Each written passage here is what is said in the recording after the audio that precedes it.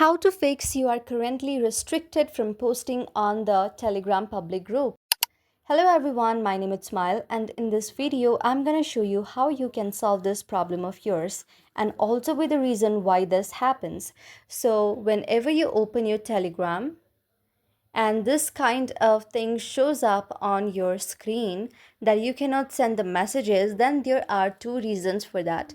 The very first reason is that the admin of certain public group has restricted you, and the other reason is because you are sending the same messages again and again, and the spam is, and you have been just spammed, you are just spamming the messages. So that's the reason for Telegram, that you are not able to send the messages. So what I will suggest you is, whenever you try to send the messages, and then you will see this in the on the screen, you will see a pop-up with more info and okay there. So what you need to do is tap on the more info option.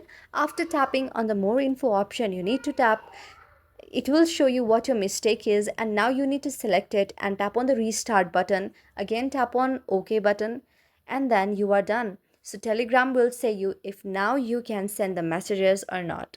So that's how we can solve your problem. I hope you like the video. If you like the video, then please do hit the thumbs up and subscribe button, and also comment on the comment section below.